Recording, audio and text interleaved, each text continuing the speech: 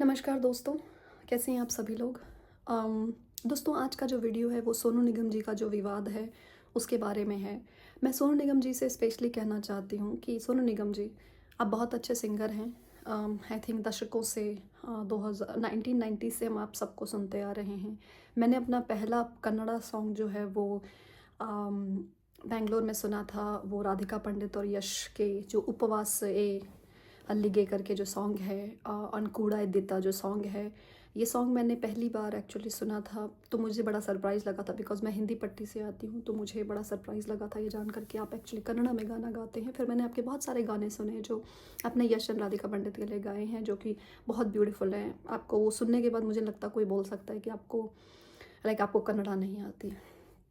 लेकिन प्रॉब्लम ये है कि आप बार बार ये बात क्यों भूल जाते हैं कि आप हिंदू हैं।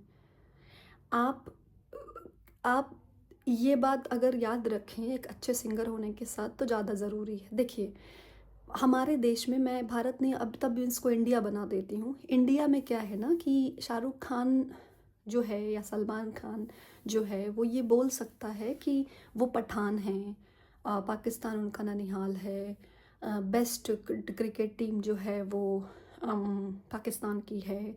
ये सब बातें वो लोग बोल सकते हैं क्योंकि एक विशेष समुदाय से आते हैं वो लोग। वो लोग में क्या है ना कि वो फराह खान जो है वो मैं हूं ना जैसी मूवी बना सकती है जिसमें वो इंडियन आर्मी के लोगों को ख़राब दिखा सकती है, जिसको फिर वो पाकिस्तान वाले कल को मुंह उठा के आपको बोल सकते हैं। तो ये सब अलाउड है क्योंकि वो लोग विशेष समुदाय से आते हैं।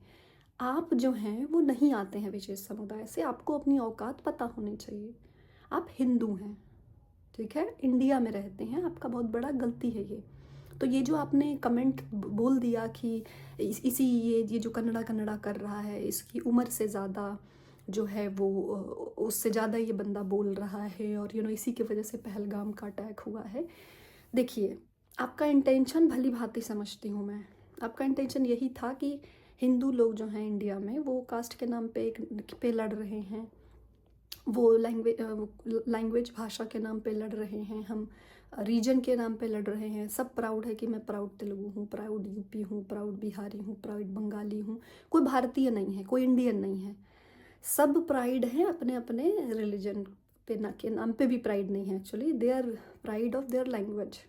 कोई अपने कास्ट को लेके प्राइड है कि pride Rajput, pride Chamar, pride Yadav, मतलब ये है। हिंदू लोग का जो प्रॉब्लम है इंडिया में वो उनको एक होना ही नहीं है। वो रंग के नाम पे एक नहीं है, वो कास्ट के नाम पे एक नहीं है, वो भाषा के नाम पे एक नहीं है, वो धर्म के नाम पे एक नहीं है, वो किसी चीज़ पे एक नहीं है। तो ऑफ कोर्स इसका मतलब है कि हम संगठित नहीं हैं। हम संगठित नहीं हैं, इसीलिए हमारे हर त्योहारों पे पत्थर फेंके जाते हैं। हमारे रामनवमी के त्यौहार हों, दिवाली के त्यौहार हों तो सारे बॉलीवुडियाज जो हैं वो आके ज्ञान देते हैं कि प्रदूषण फैलता है, दिवाली पे पटाखे ना फोड़ें।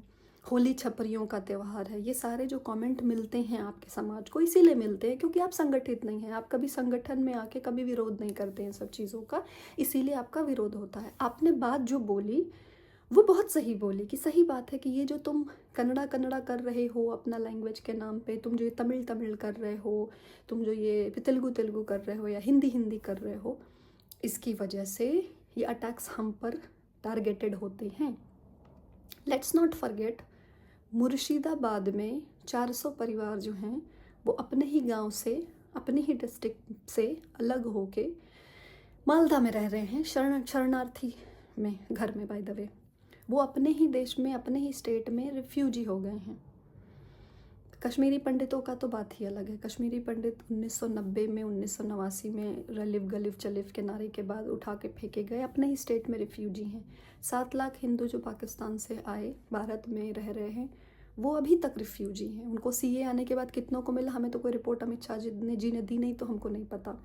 लेकिन वो अपने ही हिंदू अपने ही देश में रिफ्यूजी है। आपको जर्मनी में रिफ्यूजी नहीं मिलता, ब्रिटेन में रिफ्यूजी नहीं मिलता, लेकिन हिंदू अपने देश में रिफ्यूजी है। ये एक बड़ी यूनिक सी सिचुएशन है। उस यूनिक की सिचुएशन का जो रीज़न है वो यह है कि आप एक नहीं हैं, है ना। आप एक समाज के नाम पे एकता आपके अंदर है ही नहीं। आप हमेशा धर्म के नाम पे लड़ लो, जात के नाम पे लड़ लो, आप धर्म के नाम पे एक नहीं हो सैडली। विशेष समुदाय जो है वो धर्म के नाम पे कुछ भी, मतलब पाकिस्तान से भी आए इलीगल घुसपैठ है, बांग्लादेश से आए इलीगल घुसपैठ है, उनके लिए भी ये सब विशेष समुदाय लड़ लेता है। अब कश्मीरी लोग का रील उठा के देख लीजिए, पाकिस्तानियों को ब्लेम करने के लिए तैयार नहीं है। मतलब मुझे लगता है कि पाकिस्तान हमारा दुश्मन नहीं है, हमारे देश में ही दुश्मन भरे बैठे हैं। उनसे कैसे निपटेगी सरकार, आई डोंट नो। लेकिन सोनू निगम जी को यह बात, ये सब चीज़ें जानते हुए भी अगर उनको ये आइडिया है कि पहलगाम में अटैक हुआ है, हिंदुओं के नाम पे चुन चुन के मारा गया, वहाँ पे जन्म धर्म जाति नहीं पूछी गई है, उसके बाद भी अगर समाज इकट्ठा नहीं है और वो कन्नड़ा कन्नड़ा कर रहा है तो करने दीजिए। आपकी जिम्मेदारी सोनू निगम जी नहीं है इस बात के लिए। मैं समझ सकती हूँ आपको दुख हो रहा है, मुझे भी एज अ भारतीय दुख होता है इन चीज़ों पे, लेकिन I believe in that quote now. Actually पहले मैं बिलीव नहीं करती थी, अब मैं बिलीव करने लगी हूँ इस कोट में, that we get what we deserve.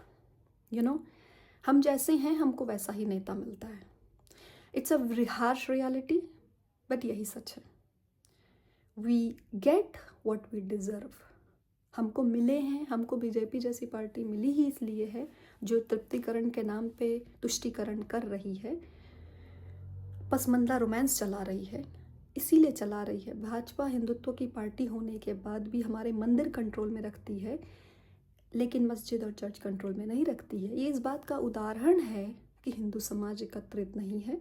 हम जाति के नाम पे, हम रंग भेद के नाम पे, रीजन के नाम पे, भाषा के नाम पे बंटने को भी तैयार हैं और कटने को भी तैयार हैं, और हम बंट रहे भी हैं और कट भी रहे हैं।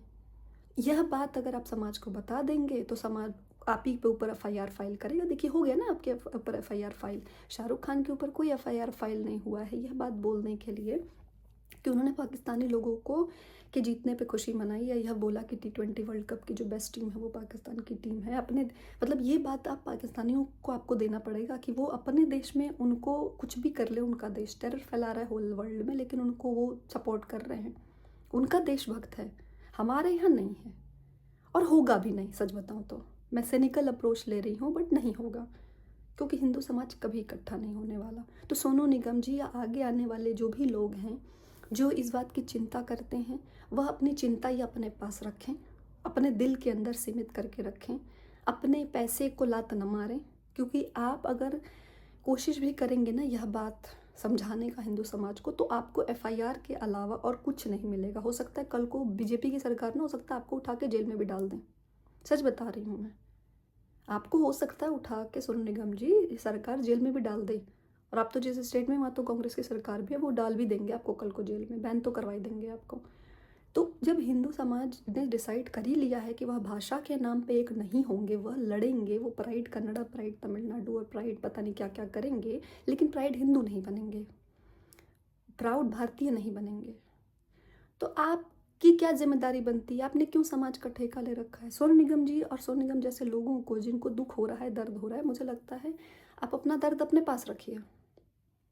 आप यह दर्द मत बताइए हिंदू समाज को, क्योंकि हिंदू समाज को कोई इंटरेस्ट नहीं है, वो सेकुलरिज्म में खुश हैं, उनको कोई फ़र्क नहीं पड़ता। उनके हिंदू मंदिर भाजपा सरकार होने के 11 साल के बाद भी कब्जे में है, उनको प्लेसेस ऑफ वर्शिप एक्ट, उनके राम जन्मभूमि का जस्ट समहाउ 500 साल के बाद वो जीत गए हैं, उनको कोई फ़र्क नहीं पड़ता। वो अगर अगले 1000 साल भी इंतज़ार करने के लिए तैयार हैं अपने कृष्ण जन्मभूमि के लिए, अपने शिव जी की ज्ञानवापी मस्जिद जो कब्जा हो रखा है उसके लिए वो हैं तैयार। तो आप अपना दर्द अपने पास रखिए। आप हिंदू हैं, आपको कोई हक नहीं है पॉइंट आउट करने का कि हिंदू समाज एक नहीं है। समझे आप? यही कहना चाहती हूँ मैं। दुख है अपने पास रखिए, दुख दर्द मत बताइए। अगर आपको अपने पैसे पे लात नहीं मारनी है, जेल में नहीं जाने का शौक़ है, तो कृपया आप अपने पास ही अपना दुख दर्द रखिए। दैट्स ऑल दोस्तों, नमस्कार, जय हिंद, जय भारत।